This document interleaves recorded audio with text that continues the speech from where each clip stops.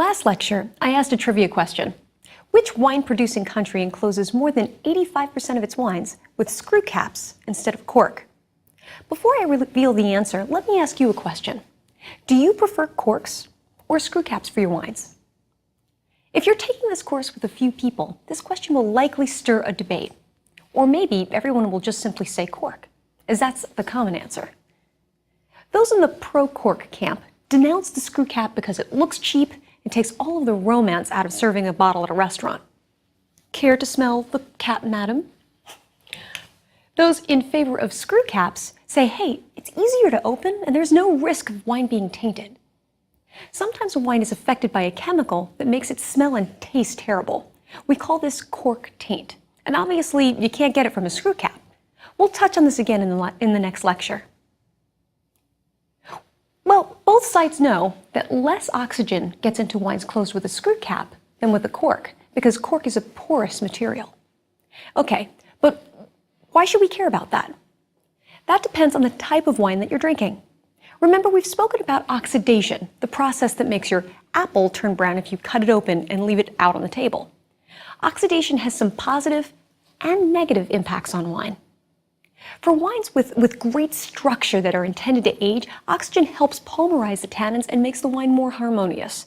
So if you're buying something that you're intending to lay down for a few years or a few decades, chances are that a small amount of oxidation through the cork will help. For wines intended to be consumed for their fruity youthfulness and vibrancy, oxygen reduces fruit flavors and can turn the color a less youthful gold or orange depending on whether you're having a white or red wine. Screw caps prevent this oxidation and keeps the wine fruity and young.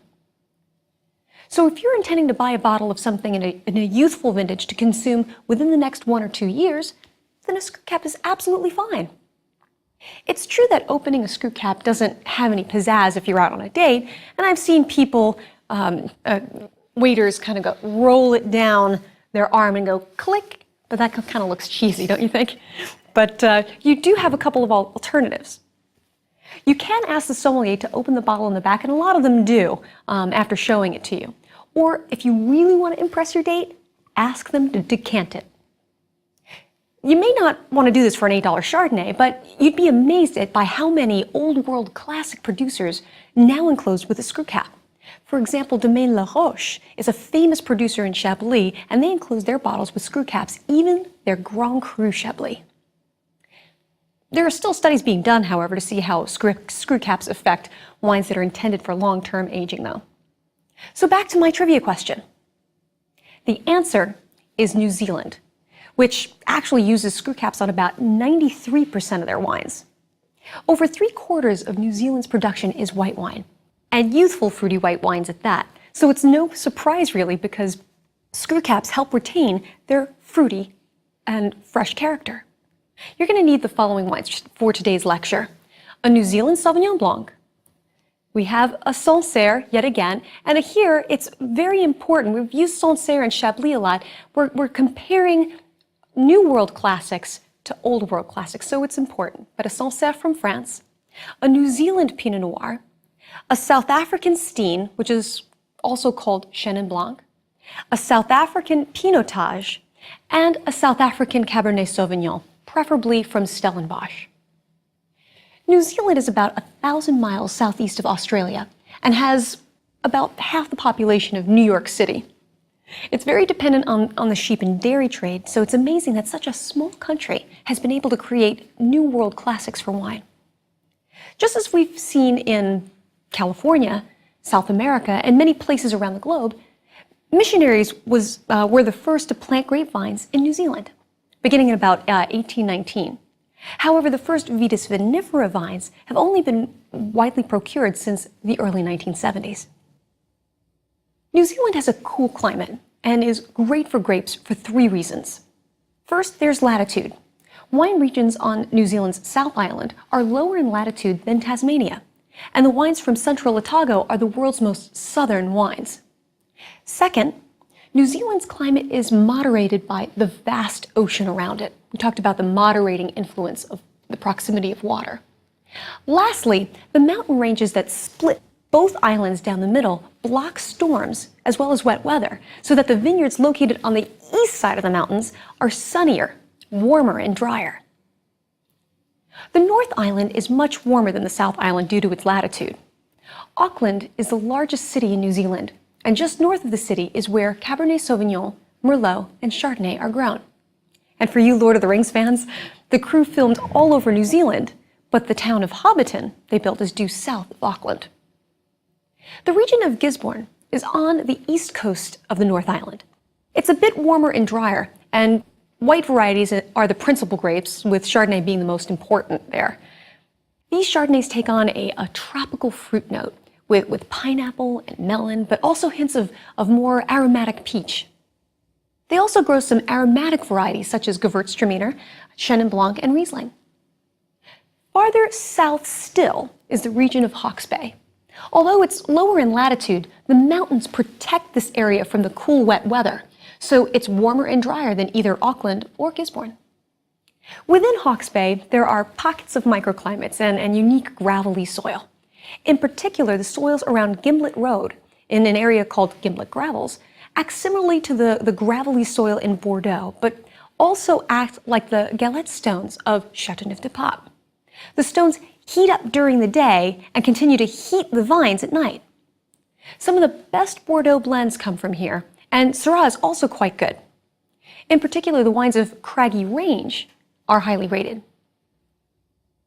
These wines are dense and rich and concentrated, but they have something reminiscent of the old world to them. During practice exams for the MW, there were many times I'd look at my notes and say, okay, very ripe fruit. Is it upfront fruit? Yeah, it's New World, possibly. But here I also get mineral notes as well, some cedar and hints of lead pencil. So I would always write in the side of my notes, consider New Zealand. Marlborough is the largest wine-producing region in the country, and it lies at the northern tip of the South Island. The climate is incredibly cool, but it's also the sunniest region in New Zealand, so the grapes ripen well. The New Zealand Sauvignon Blanc from Marlborough is famous around the world. It's a New World classic and a new style for unoaked Sauvignon Blanc. Here I have a New Zealand Sauvignon Blanc from Martinborough on the North Island. The Sauvignon Blancs from here can be a bit more delicate, but they still show the New Zealand new classic style. Let's just see how different it is. So let's compare the New Zealand Sauvignon Blanc with the Sancerre to see the similarities and differences and really appreciate each for what they are. Now let's take a look at the color. Well, the color is fairly similar, and that's not surprising. They're both unoaked Sauvignon Blancs. Let's smell the differences between them. Ooh, it's quite pungent. Sauvignon Blanc from New Zealand is known for its pungency. Much more pungent than the Sancerre. But the Sancerre, because it's from the old world, you definitely get that sense of minerality. But the Sauvignon Blanc, you have citrus, hints of maybe a little grassy note, because that's also known for Sauvignon Blanc. But the New Zealand Sauvignon Blanc has a particular benchmark note, passion fruit. If you've never smelled passion fruit before, go to the supermarket, pick one up, smell it, and then take a New Zealand Sauvignon Blanc and smell that a little bit later. You're going to realize it's filled with passion fruit character. And again, both of them are quite grassy. A few years ago, maybe even about a decade ago, a lot of New Zealand Sauvignon Blanc producers couldn't get their vigor right, and it had a lot of asparagus, green, too green note. But now they've gotten it under control, and it's just beautiful fruit coming out, even though it still has that bit of grassiness that Sauvignon Blanc is known for. Now let's taste them.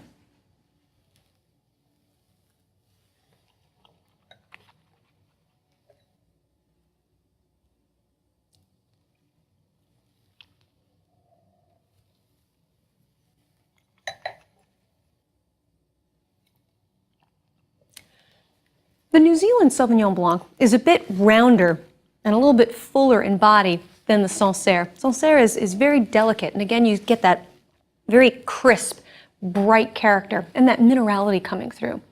And also on the New Zealand Sauvignon Blanc, you notice the warmth on the back palate. They generally tend to be a little bit higher in alcohol, so you may notice that as well.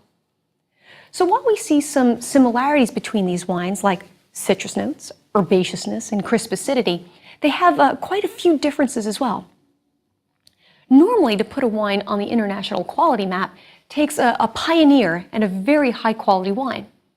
In the mid-1980s, a winery called Cloudy Bay released its first varietal-labeled Sauvignon Blanc, and it's developed a cult following immediately. You don't generally see New Zealand Sauvignon Blanc above $30, which makes it a great go-to wine for parties and at restaurants. So now let's taste a New Zealand Pinot Noir. This one's also from Martinborough.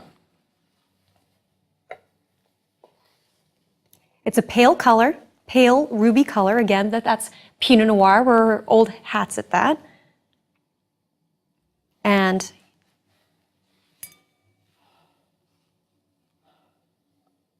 it's fairly aromatic, yeah, because again, that's Pinot Noir.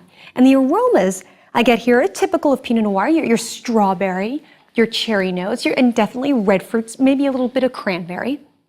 And this has that upfront fruit character, and it smells quite ripe in its fruit. So this is why it would confuse me saying, it's got to be from the New World. Now let's taste it.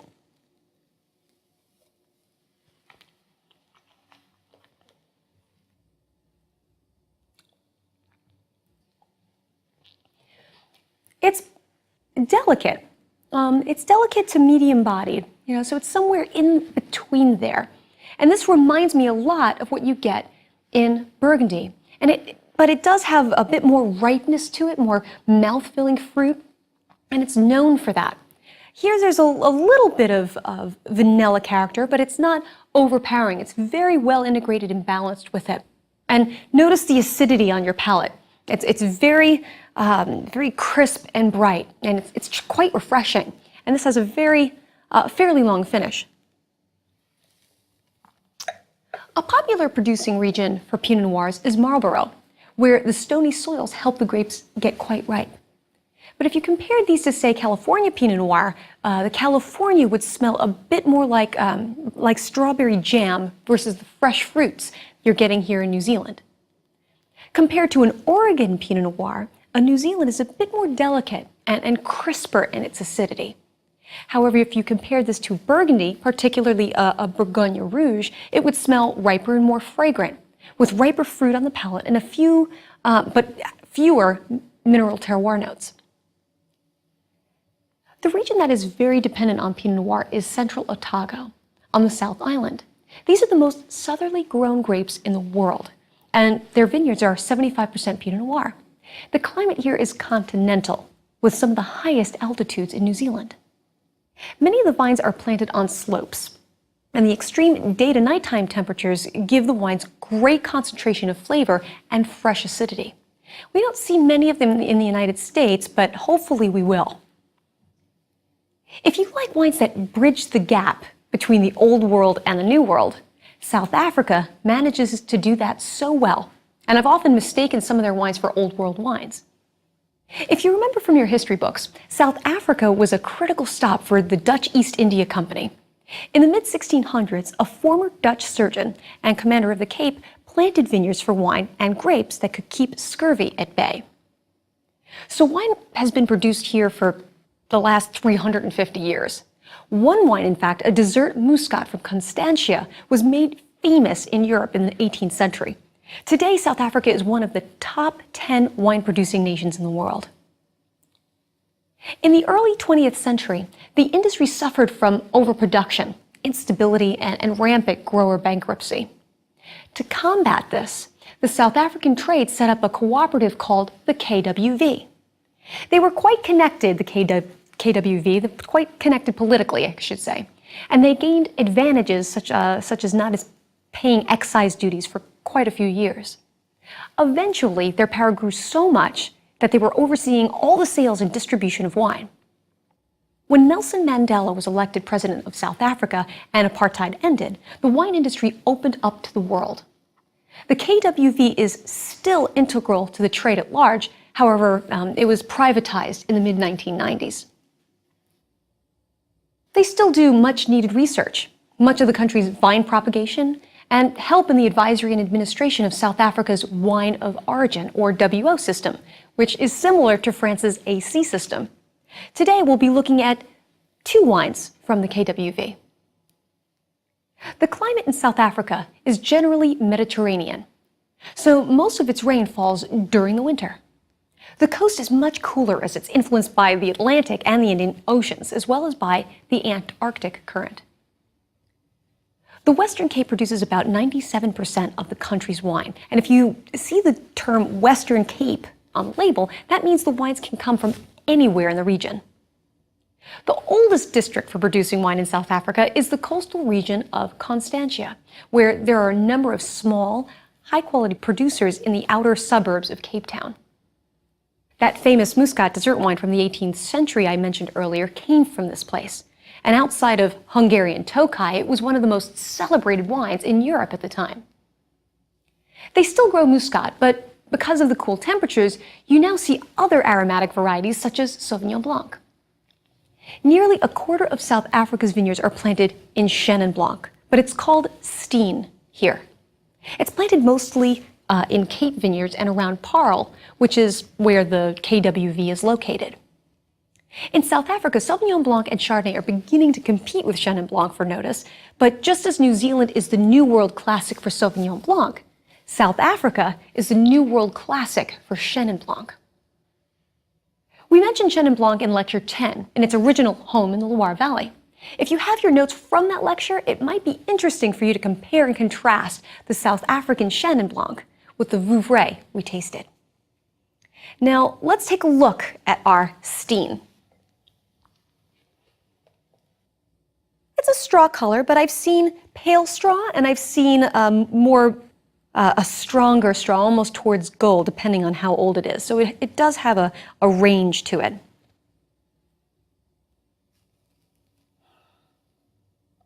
It's moderately aromatic, nowhere near the level of New Zealand's Sauvignon Blanc. And the benchmark for Chenin Blanc, especially from South Africa, so for Steen, is guava. But you also get some pear and some other types of tropical notes there as well, such as pineapple and banana. But it's very, very ripe fruit. And one of the reasons why I say these wines bridge the gap between the old world and the new world is because I also get some minerality in here. So it's kind of confusing. So let's taste it.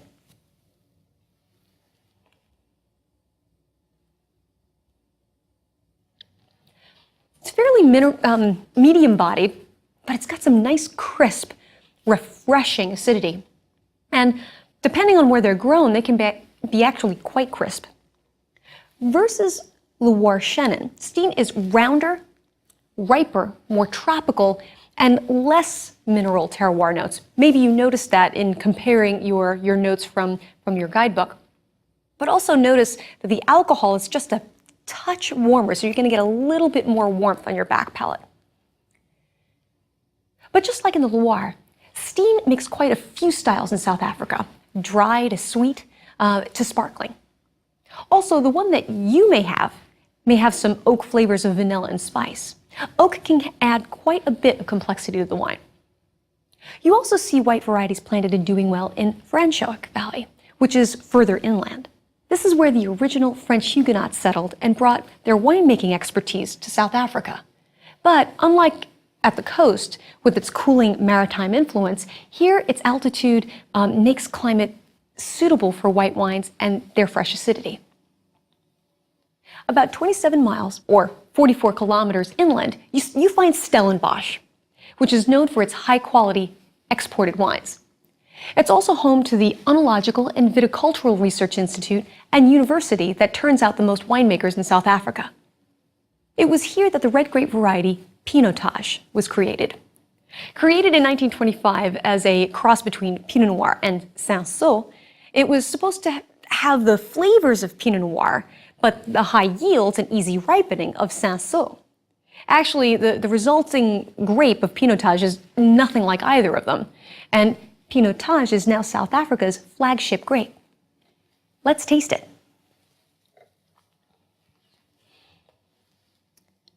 Well, this one's medium ruby. That's maybe a little light, but also this spans the spectrum because I've seen them fairly pale and I've also seen them really dense.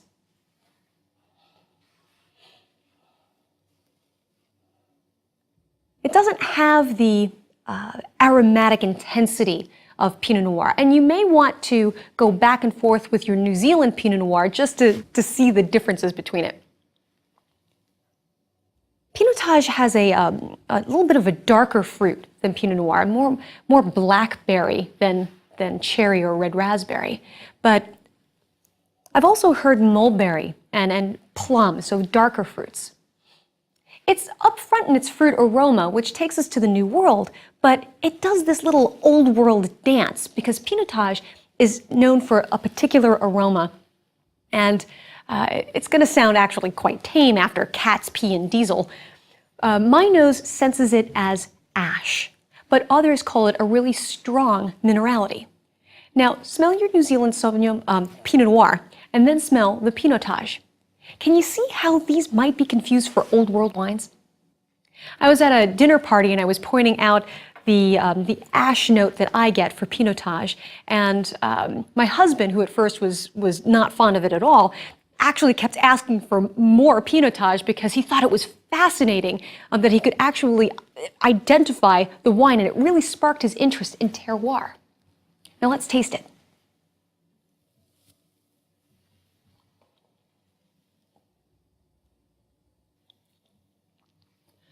It's medium-bodied. You can feel the weight of it. It's weightier than Pinot Noir. And depending on where it's grown, it can be quite rich, concentrated, and full-bodied, especially if it has the vines have low yields and you have a more new intense oak. The oak you see here in South Africa is generally French oak, unlike what we'd seen in Australia, which is predominantly American oak. The acidity is quite bright too, making the more modestly priced ones refreshing and the luxury ones very well balanced. The tannins are quite dense with Pinotage here. If you need help tasting them, go back to your Pinot Noir and then taste the Pinotage again. They're much higher, though still not at the level of Cab. You also see Pinotage blended with other varieties such as Cabernet Sauvignon and Shiraz. You should know that in the industry there are people who love it and people who hate it. It's a real kind of polarizing grape variety. You may find this true as well for yourself. Either way, it's indeed a New World classic. Stellenbosch is even better known for their high-end Cabernet Sauvignon. If you're a golf fan, you'll be pleased to know that the South African player Ernie Els has wines here. Another golfer, Retief Goosen, also makes wine, but his is farther along the Southern Cape. Here you have vineyards on the valley floor as well as on the mountain slopes, similar to what you see in the Napa Valley. The climate here is warmer, and the soils are more granite, which we see in the Douro Valley in Portugal, and sandstone. The environment is well suited to Bordeaux varieties. Those grown on the mountain slopes are particularly more concentrated. Here we have a Bordeaux blend with mostly Cabernet Sauvignon from Stellenbosch. To really get the flavors and the structure versus Pinotage, you may want to pause and compare and contrast these two. But let's taste it. Well, it's a thick-skinned grape variety. It's very dark in color. It's fairly deep. It's slightly opaque and see my fingers through it.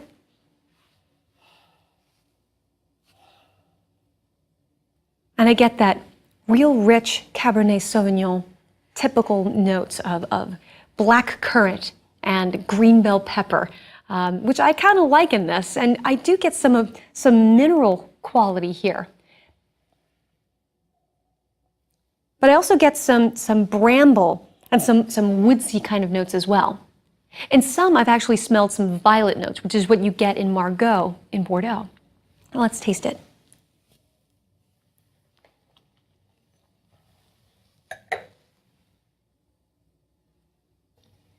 Wow, you get some incredible ripeness on the palate, and you have a chocolatey texture, but that fruit is carrying it through those tannins. It's quite lovely. And you sense the French oak in it because it's got, the toast and vanilla.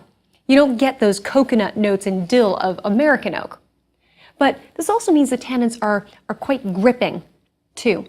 These have the capacity to age. And if you have a young vintage, you may want to decant it to kind of harmonize some of those tannins. You'll likely find that these high-end South African Bordeaux blends are a great mix of both the old world and the new. This makes one a great choice in a restaurant when you're entertaining clients or at home with special guests that are split down the middle between the old world fans and the new world fans. Since I started studying wine, Shiraz production in South Africa has gone from 1% of the vineyards to approximately 10% or more, and it's still expanding. Shiraz has done very well here, especially in the warmer climates. Farther inland and past the Du Toitskloof Mountains, the Breed River Valley is much warmer and drier. There are two areas here, the Worcester and Robertson. The latter is increasingly becoming more noticed for its Shiraz. You should know that on the label you could see either Syrah or Shiraz. Generally, when the label says Syrah, it means the wine is made in a more Rhone style, a more herbal and reserved style. If it says Shiraz, then it means it's in the Australian Shiraz style, the robust, upfront fruit with American oak influence of that sweet vanilla and coconut. We talked about this in our last lecture. Remember we tasted these styles side by side? So you now know what to look for when you're trying to decide between them. And that's it for the regions. We've gone around the world covering the classics, Old World and New World. We've covered all major grape varieties and major styles.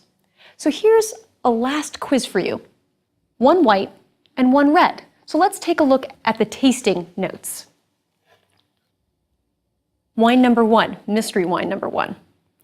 Medium straw color with gold hues, intense aromas of stone fruit, peaches, ripe apricots, lychee fruit with spice tones.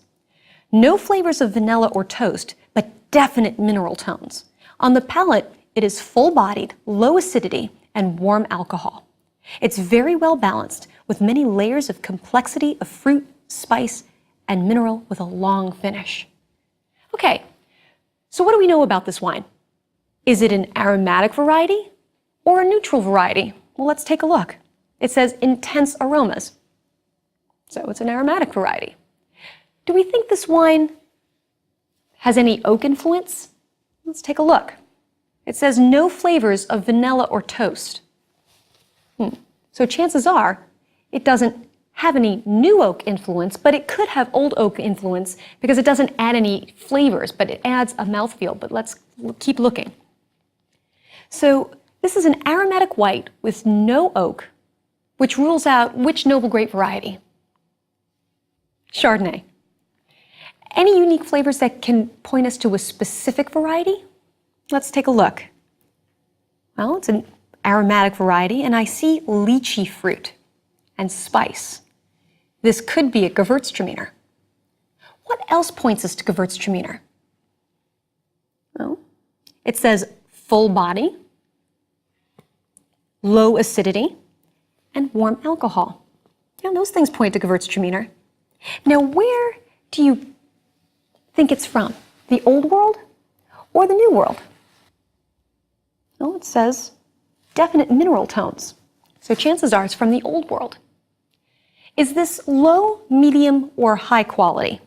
Let's look at our quality parameters. It says very well balanced, many layers of complexity, and a long finish.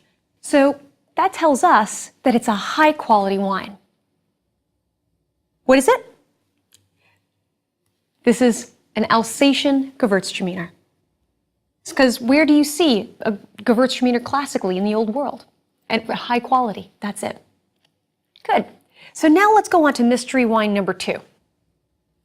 Deep ruby purple, opaque, with moderately intense aromas of upfront red and black fruit, raspberries, blackberries, and black pepper spice, and a hint of eucalyptus mint. Also, get toasted coconut and vanilla with spice. On the palate, it's full-bodied with quite concentrated and rich, jammy raspberry fruit, moderate acidity, and moderate tannin. Finish is quite warm, but well balanced with intense fruit, well-integrated flavors, and many layers of complexity. So, is this a thick-skinned grape variety or a thin-skinned grape variety? It says deep ruby purple and opaque. So chances are it's a thick-skinned grape variety. Any flavors that might indicate what kind of variety it is? Well, we see dark fruit, and blackberries. So it could be Merlot, it could be Cab, it could be Syrah. What other things might point us to Syrah? It says black pepper spice. We know from when we talked about red noble grape varieties, that's one of the benchmarks for Syrah. Now, is this Old World or is this New World? We see the word upfront fruit, so that tells us that it's in the New World. Now, is it a cool climate or a warm climate? Well, it says upfront fruit. We get rich, jammy fruit, and we have warm alcohol. So chances are this comes from a warm climate. We also see full-bodied, which is another indicator as well. Now, does it see any oak? What kind do you think it is? Let's look. It says toasted coconut and vanilla with spice. Well, we see the coconut notes, so that points us towards American oak, but it also says vanilla with spice. That could point us towards French as well, but it could be both. It could be a mixture of both. The point is, I wanted you to see the American oak influence here. And what's the quality level? Is it low, is it medium, or is it high? Let's look at our quality parameters here. Let's see, well-integrated flavors, many layers of complexity, well-balanced. So chances are this is a high-quality wine. So what high-quality areas are known for Syrah, may have some French and American oak, and show notes of eucalyptus and mint? If you said a Shiraz-style wine from Australia, you would be right. You could have said California as well if it was done in a Shiraz style, but you're pretty darn close. So how did you do?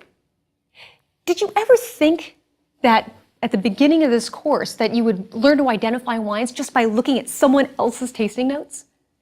This technique that I've just taught you is called funneling, and it's something that professional tasters use. I used this among other techniques on the MW exam. Now it's time to pull it all together. In the next lecture, we'll discuss how to put together strategies for buying wines. We'll also go over the intimidating ritual of selecting wine and tasting at a restaurant with a sommelier, and how to decode ratings and how long to age wines. You're going to need a few things. Get 2 bottles, preferably the same thing. What I want you to do is open one 24 hours in advance and then open the other one right before you start this lecture. You'll also need a copy of Wine Spectator, Wine Advocate, Wine Enthusiast, or Food and Wine, something that shows wine ratings. Also take with you a new favorite wine. We won't be doing as much tasting in the next lecture as we have in the previous ones, so have something handy to enjoy while we discuss strategies. Until then, cheers.